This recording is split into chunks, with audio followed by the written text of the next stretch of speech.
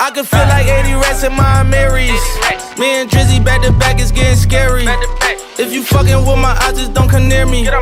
Put some bins all on your head like Justin Terry. Whoa.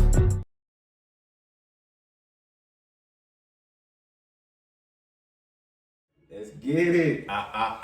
We Shmurda. Faison View Podcast. We out here, man. Yes, sir. Lord have mercy. We made it. We out, man. Yo, it's Bobby, celebration time. Yo, Bobby really on. We gotta celebrate a real one. Ain't six. Celebrate a real one. Holla at me. Nigga throw that mother out. And we drop. Oh my God! Don't play with him. Yo, hey Bobby man, really he home, free, bro. man. He free, man. It's celebration, bro. It's celebration time, bro. Look here, and Black History Month, bro. You couldn't do it. Couldn't do it better. Couldn't do it better, bro. Couldn't do it better. But we gonna get to it. Hey, the Faison View Podcast. Let's get into it. My brother is back. You already know we here, man. Know the we vibes. Here. Know the vibes, man. Game shift. Go copy what hat, man. These black ones is running out. I got like a couple of these black ones left. I'm about to just have all blue ones left. So you better get them while they hot. Get them. Get the drip, man. That's that spring summer flow right there. Hey, you know, color power. That's how we do it. That's how we do it. You know, that's what we do over here.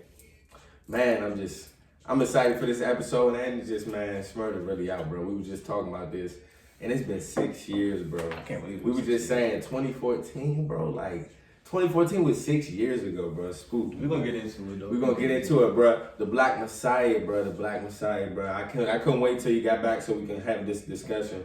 Review on Judas and the Black Messiah, man. Fred Hampton, man. Whew. Monumental movie. Bobby Shmurda release, man. You know we're gonna get into it. We're gonna get into a celebration. Next, man.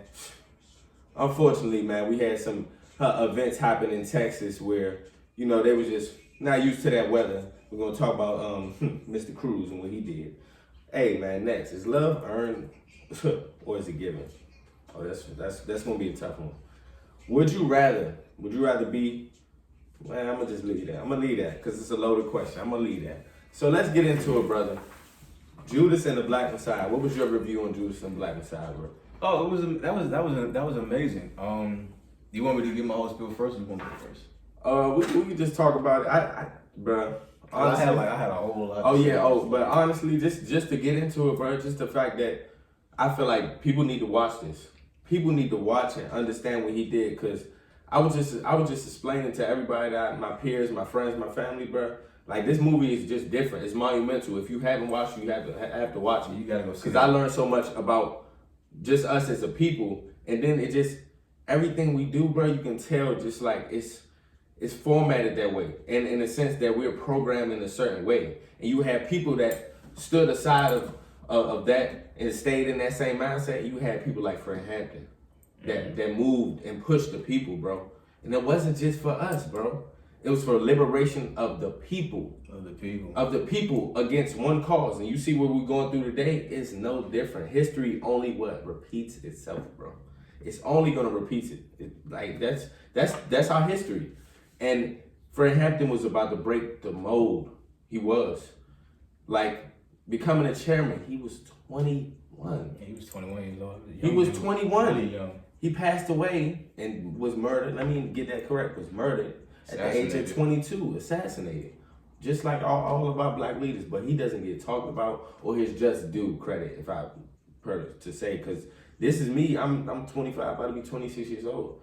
I'm really just understanding and learning from this movie, from this film. I wasn't privy to. I'm just be honest. Yeah. I know of the Black Panther Party. I know the impact of it. I've read up on it. I've done my research, but I didn't know Fred Hampton and what because we talk about Huey Newton. You know, we talk about, you know what I'm saying? We talk about different entities and different people, but what he was for the people, what he did in Chicago, Illinois at the time, and having those people on his back at such a young age and bringing everybody together. Bro, I don't know. Like, I don't know. People need to really get in tune with themselves, but that really made me get in tune with myself. And it's frustrating. It's a balance. If you haven't seen it, it's a balance of mixed emotions. Yeah, it's frustrating. Because, like we just said, bro, and you know, I'm not, as, you know, just all talked about, I'm very spiritual. I'm not as openly just a religion. You know what I'm saying? I talk about I am, but just in the sense, like, I was just speaking to y'all, I was just like, this just reminds me of, like, you know, the battle between God and Lucifer. Like, and I'm talking about in the entity of Bill O'Reilly, and him just going against the grain of greed and selfishness, and think about himself and not the overall picture. And one of Fred Hampton trying to get him and guide him, no matter what mistakes he made throughout all of the things that were going on, he looked at him as a man. Even when they were about to go at it and fight, he looked at him as a man and wanted you to change. You had to change your mindset in this, or you're going to stay oppressed. And we're trying to fight against the oppressor, bro. We're not trying to be oppressed. Facts. For me, amazing film. I definitely learned a whole lot more about Fred Hampton through this film. The most I knew about him was that he's a Black Panther leader, that he died on December 4th. And for me, it was a really deep movie for me because, you know, the title was very fitting. Not just because, you know, I know the overall term for somebody that betrays you is a Judas, but this was more accurate because of how it went. You know, when you think of what happened between Judas and Jesus, Judas betrayed Jesus, you know, for selfish reasons. He wanted 30 pieces of silver, and he betrayed, and you know, he turned him in for 30 pieces of silver. And this is somebody that, you know, Jesus, he's one of his disciples. He's following him. He's walking around and seeing him do all these good works, seeing him do all these good miracles. He's not doing a thing wrong, but it's still angering, you know, the people in the area because they feel like he's going to rise to power. And he betrays him for 30 pieces of silver. And even, you know, and Jesus being Jesus, even when he was being betrayed, you know, the people took him to Pilate, and Pilate's like, well, do y'all want Barabbas? Do y'all want Jesus? No, give us Barabbas and let's kill Jesus. And Pilate didn't even see anything that he had done wrong. He said, I see no fault in this man. Because Jesus hadn't done anything. He was a sinless dude. He said, so y'all do what y'all want. And it's so deep because Judas, once he seen Jesus start carrying the cross, it happens very quickly, you know, as opposed to Bill O'Neal. Once he seen Jesus carrying the cross and what he had put him through, I mean, he immediately just felt remorse. He felt terrible. And not only did he return the silver that he was given, he went and hung himself. And so the reason why that's so like deep within this movie is because it was the exact same thing. Bill O'Neal started following this guy who, I mean, you know, obviously Fred Hampton isn't Jesus, you know, but he was doing things that were like, you know, he was trying to help the community, better folks, feed people, you know, and he's following this guy and all of his teachings and seeing him do all these good things. This is a good man, you know, and like just like how Pilate couldn't see anything wrong with Jesus, the government couldn't really find anything wrong that Fred Hampton was doing. They took him to jail for ice cream. That's all they could come up with. You know, he hadn't done anything, you know, and so, you know, here comes Bill O'Neal and he betrays Fred Hampton. And, you know, it didn't happen immediately like with Judas, but the same way with Judas, within, you know, a short amount of time, he saw he couldn't handle what he had done and eventually took his own life. So that was like the deep thing for me. It was almost exactly like what happened with Jesus and Judas, which is why I thought that title was so fitting. Not just because he got betrayed, but the nature of like leading up to the betrayal and everything that happened after the betrayal was like very identical to what happened to Judas. So that was like, that really hit home for me. Yeah, and then another thing that hit home is just like, you know, the comparisons, bro. Like what they compared the Black Panthers to. Like, you talking about people that were providing free education, free health, creating a whole conglomerate of people working together. They're trying to build communities together. But that just shows you how deeply rooted hatred and racism is, to the point where you don't even want Black folks to do better. You would compare them to anything. You'll go out your way to make sure Black folks don't do better as a people. And it's disgusting because, and Fred Hampton was so moving because even though we glorify and we talk about Malcolm and Martin just like we should and we deserve, hey, look, they did everything for us. They deserve to get all the just due and credit, but Fred Hampton does too, bro, because I never seen them, just being honest. In the video clips and what I've been researching and looking, I never seen different groups and bunches of people of all different colors in the 1960s where it was segregated and they were no, you know what I'm saying, no traces of people trying to mess with each other or even cross those boundaries of within races, not even talking to each other in that type of realm. Yeah. It was cliques. Seeing people And come just together to races. rebuild what they burned down. And everybody listening and Yeah. understanding what Fred Hampton's words meant. We against one oppressor. You have the upper class. It was really no middle class back then. You have the upper class and you have the lower class. It's simple. It was about the people, man. It wasn't about black and white. It just so happened that the majority of the oppressed was the blacks, but it was about the people in general. Because he even went to some of the Confederates. There were white folks that were living just as bad and being treated just as badly as the blacks were, and he still reached out to them to join the cause. It was about the people as a whole. And then it's not. Then what Fred Hampton preached is not about equality, just equality. It's about equity. That's what's the real equal equity. Make it fair, an even playing field for all of us. Mm-hmm. Then that's equal, bro.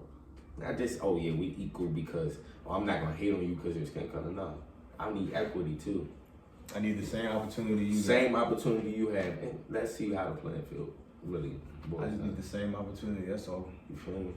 So moving on from that, man, that's amazing film. Facts. You don't got HBO, get HBO. The Keith Stanfield went crazy. Daniel went crazy.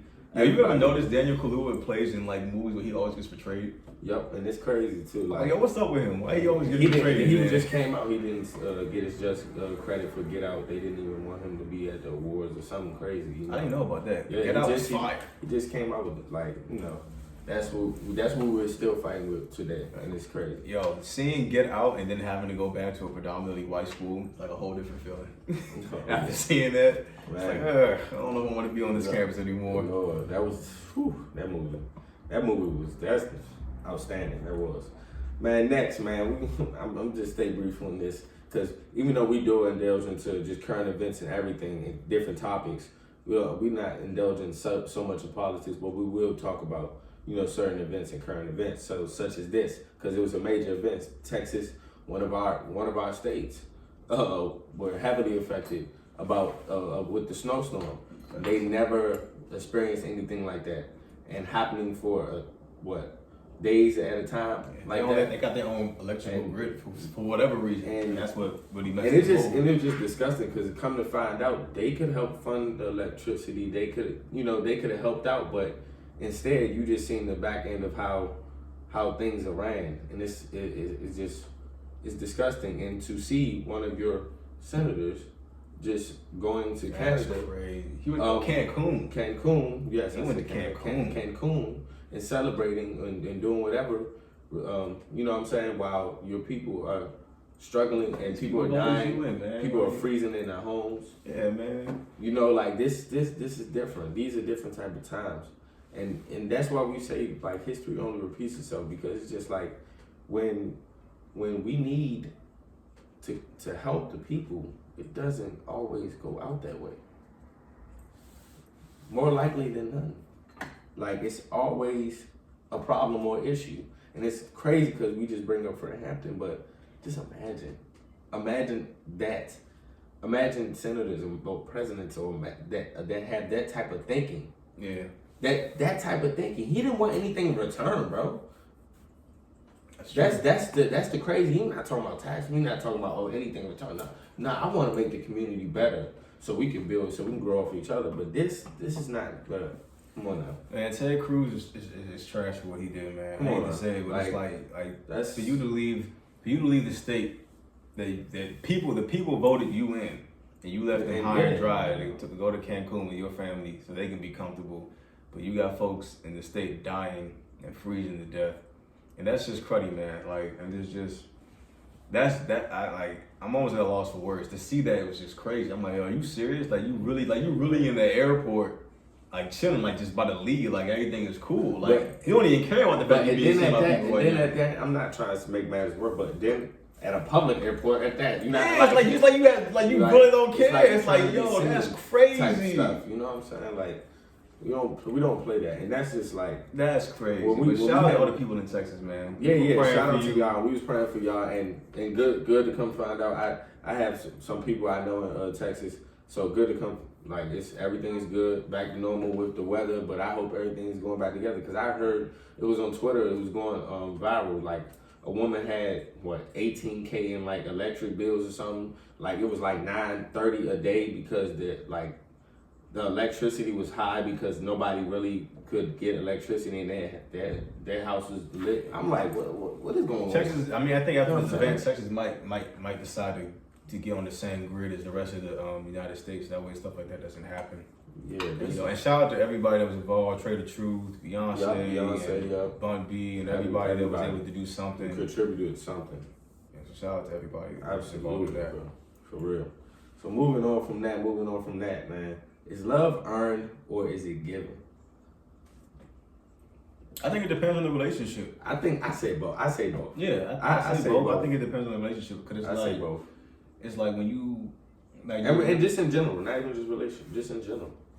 Yeah, but but yes, more likely. I think it definitely depends on the relationship because it's like you still might have a point. It's still both because it's like as soon as you're born, I don't know, your parents just immediately love you. You know what I'm saying? It's like and you didn't have to do a thing to earn it. It was just given to you. You know what I'm saying? So that's right. Now as you get older, you definitely want to do some things to earn some love. I mean, you've already just being alive is enough for your mother and your father for them to give you love. But you still want to be the type of child that is deserving of love. So that's why I say both. There's a lot of people who don't get love from their parents, and and kids desperately want love from their parents, and they'll go out their way, and they feel like they have to earn it. They shouldn't be like that, and so so everybody's not as fortunate. So I think it definitely depends on the relationship. If I'm just like when me and you first met, like me and you, I love you, you're my brother. Like, but that wasn't a given. Right, exactly. Immediately, that had to be earned. We had to get to know each other and build trust and build a relationship and rapport for us to get here. We've been friends for I want to say 12 years now. Yeah, long time. 2009. Yeah, so 2009. Yeah, so it's like that had to be earned. Yep. So I think it depends on the relationship, but it's definitely both. But it depends on what the relationship is. Absolutely, I totally agree, and just in with moving forward because you hit both of those points, but and then relationship wise, like we were just saying, like in real relationship wise, it has to be earned. Yeah. Has to be earned, and that's where I feel like we fall a little bit to the left when things of love is talked about in this generation, just solely off the fact that people don't really know what love is first, and then when there's love there, it's knowing that it's just not given to you. You know what I'm saying? When a person say I love you, it's just not like, oh yeah, well I'm just giving you that, so forget about your feelings when something else happens. You know what I'm saying? You have to earn. You have to earn that. You have to earn the right to do that. I'm just saying, like, just in a lot of instances, people just thinking love should just be given to them. You know what I'm saying? You gotta earn. And there are so many people who are so used to not being received real love. When they do get it, they don't even know how to react to it. I can't tell you. Like, I got a homegirl of mine, and it's like every time I go on my way to do something for her or give her advice, there have been a couple. When we cool, there's been a couple moments where she might have accused me of trying to give her that. It's like no, that's not the case. Like you my home. I just love you. You my homie. That's it. Like I don't want nothing from you. That's it. But she's so, and I get it with women because women are so used to men always trying to do certain things to get with them, and so it's rare when it's just genuine. So yeah, I think we got to do a better job with just you got to give. Love is earned, but you also have to be patient with folks, certain folks, and give people the benefit of the doubt. Because it can be frustrating trying to give love to somebody and keep turning you away. It's like, you know what, fine, cool. Yeah, and then it could be straining on you, especially like you said, if you're going through something personally or whatever the case may be. You never know the situation, or you never know that person's past or anything like that, and that can and honestly, in a lot of cases, when you're trying to give too much love, that can sabotage things too. Yeah. It can be a ripple effect too, because it's like, maybe that person, I've been through stuff. I'm not used to that. It's too much. You know what I'm saying? Like, it could be overwhelming to people, or it can be underwhelming to people who is not giving them much love. You know what I'm saying? So, but I would fall on the side. It has to be a little bit more earned. I would fall on the side of that. It's both to me, but I would fall on the side of earned a little bit more, for sure. So lastly, I had to leave the would you rather. Would you rather be able to take back anything, anything you said or hear every conversation around you? I'm not nosy. I'm not a nosy person. I'm really not. So I would say able to take back anything you said, but I don't live life with regrets. But yeah, I would say that, because you ever just been like, I don't know, you ever just been just in a daydreaming or something, you just think about something just like that was just might be embarrassed. You like, why was I doing that? Like, why did I do that day? You know what I'm saying? But other than that, yeah. Because not every conversation, like, I would be strained, bro. It'd just be like, all right, I don't want to be too nosy. You slip up here something you don't want to hear, then, exactly. And then I might have to see somebody, or you never know how that situation turns. You be like, all right, my emotion might be too involved. I'm gonna go with the. I'd rather take back anything I said, because I've been in those situations where you hear every conversation is being had. Like I've been in situations where I'm sitting down and I hear somebody talking about like Christianity or the beliefs, and they're telling this other person something that's completely non-biblical. Like they're leading them straight to hell. Right. And it's like you want to jump in, but it's not your place to jump in. And then when you do jump in, then you get the whole, Christians are so arrogant, they don't know how to mind this. So I try to stay out of that stuff, but it's hard. It's like, so I would rather just not be able to hear all that and just be able to take back things that I've said. Everybody's had those moments where, I used to be a person that lowballed, like when I was younger, and so there's a lot of things that I've said to people that I wish I could just take back. I'm not that person anymore, thank the Lord, but it's just like, I would rather just be able to take things back. Yeah, take things back for sure, because he ain't never get a conversation, but I swear, get you into some trouble. Yeah, man, sometimes you can't help it. You be like, all right, hold on, you know what, let me just... I have heard many things I just didn't need to hear, bro. I'll be like, nah. It's time to get up. Nah, for real, bro. Well, guess what? Another amazing episode. 5 p.m. Eastern time, you already know. Every Thursday. 2 p.m. Pacific time, as you already know. So, hey, let's get it, man. The Faison View podcast, you already know we here. Color Power, Game Shift. We love you guys. View merch coming soon. Hey, merch coming soon, you know. Hey, I might give these out. Hold up. B-Day coming soon. It's up. It's March, up and it's March stuck. 2nd. You know what I'm saying? When we recording next, you already know that's the birthday episode. So we going up. Guess what? Tonight, Snowfall. Make sure you go watch that, because it's over. It's over. Snowfall, man. Hey. Oh yeah, and one more thing. So look, the votes for the Rock and Roll Hall of Fame are out, man. Please go vote our Black legends in, man. Right now they are losing, except for Tina Turner. Tina Turner's definitely gonna get in. But Jay-Z is nominated, LL is nominated, Mary J is nominated, Shaka Khan is nominated, Tina Turner, Dionne Warwick. So right now, all of our Black legends except for Tina Turner are losing, man. We gotta get these votes up. Get these people in the hall. They all deserving. Absolutely good, man. Good plug, bro. For real, Mary J. Get Mary J up there. Like, what we doing? But love you guys, man. See you next time, man. Peace.